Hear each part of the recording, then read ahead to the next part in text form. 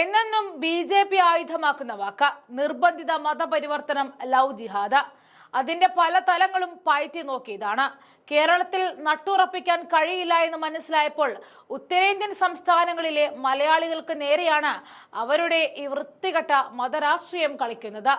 2 മലയാളി കന്യാസ്ത്രീകളെയാണ് മതപരിവർത്തനം പ്രോത്സാഹിപ്പിക്കുന്നു എന്ന് പറഞ്ഞുകൊണ്ട് അറസ്റ്റ് ചെയ്തിരിക്കുന്നത്. മലയാളികളാകുമ്പോൾ കൂടുതൽ ശ്രദ്ധ ഉണ്ടാകും. അത് മറ്റ് ധർമ്മസ്ഥലയിൽ 100-ലധികം സ്ത്രീകളെ കുഴിച്ചുമൂടിയത് ഉൾപ്പെടെയുള്ള സംഭവങ്ങളെ മറയ്ക്കാനാകുമുള്ള വഴിയാകുമെന്നും ബി.ജെ.പി. കണക്ക് കൂട്ടി. പക്ഷേ ബി.ജെ.പിയുടെ അടവൊന്നും ഇവിടെ നടക്കില്ല. ഇവിടെ ശക്തമായ ഒരു ഭരണപക്ഷവും അതിലും ശക്തമായ ഒരു പ്രതിപക്ഷവുമുണ്ട്.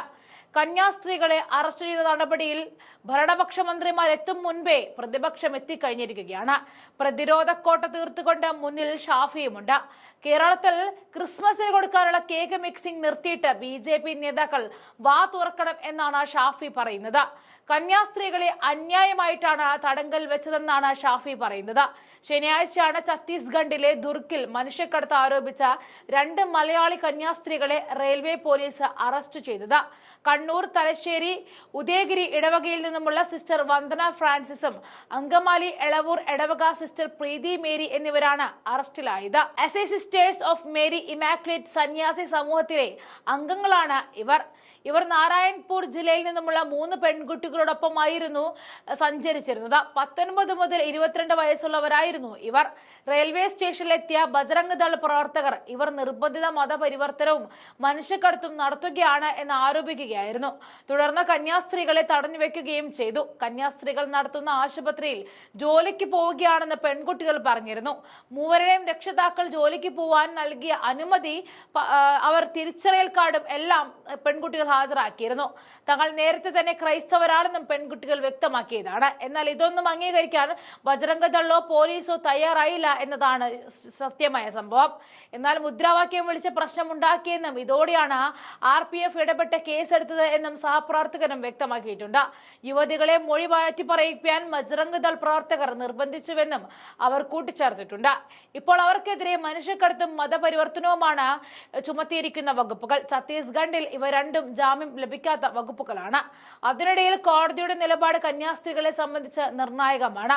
ഇതിനിടെ കന്യാസ്ത്രീകൾക്കൊപ്പം ഉണ്ടായിരുന്ന ഒരു പെൺകുട്ടി മൊഴി മാറ്റിയതായിട്ട് വിവരവുമുണ്ട്. മറ്റൊരു പെൺകുട്ടി മൊഴിയിൽ മാറ്റിയാൽ കന്യാസ്ത്രീകളുടെ മോചനം വൈകിയേക്കും എന്ന ആശങ്കയുമുണ്ട്.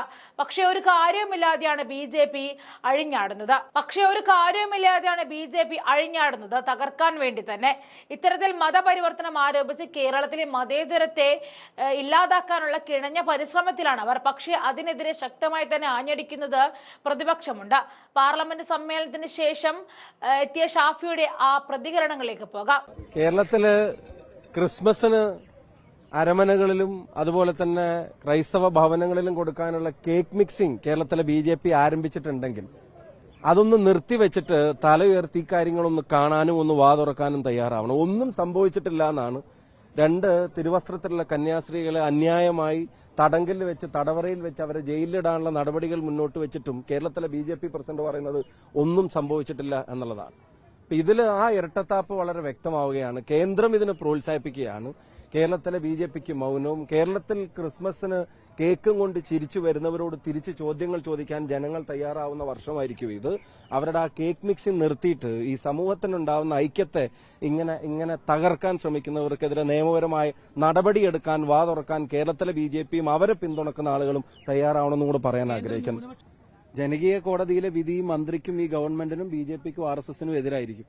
തുടർച്ചയായിട്ട് നടന്നുകൊണ്ടിരിക്കുക. അപ്പോൾ ഓരോ സാങ്കേതികത്വം പറഞ്ഞിട്ട് അല്ല എല്ലായിടത്തും. കാരണം ജനങ്ങൾ ഇതിപ്പം ഞങ്ങളിത് ഉന്നയിക്കുന്നത് ഒരു കമ്മ്യൂണിറ്റി നേരിട്ട പ്രശ്നമാണെങ്കിൽ ഇത് മതേതര സമൂഹം, ഭരണഘടന നേരിടുന്ന വെല്ലുവിളിയല്ല ശരിക്കും. ഇതൊരു കമ്മ്യൂണിറ്റിയുടെ മാത്രം പ്രശ്നമാണോ? ഒരു സഭയുടെ, സമുദായത്തിന്റെ മാത്രം പ്രശ്നമല്ലല്ലോ. ഇത് ഭരണഘടനാ വിരുദ്ധമായ ഏർപ്പാടല്ലേ ചെയ്തുകൊണ്ടിരിക്കുന്നത്. അപ്പൊ അതാണ് ഇന്നലെ പറഞ്ഞത്. അറസ്റ്റിലാവപ്പെടുന്നത് കന്യാസ്ത്രീകളല്ല ശരിക്കും. ഇന്ത്യയുടെ ഭരണഘടനയെ അത് ഉറപ്പുവരുത്തുന്ന അവകാശങ്ങളുമാണ് ഇവിടെ തടവറയിലാക്കപ്പെടാൻ നോക്കുന്നത്. അതിന് ജനകീയ കോടതി വിധിയുണ്ടാവും.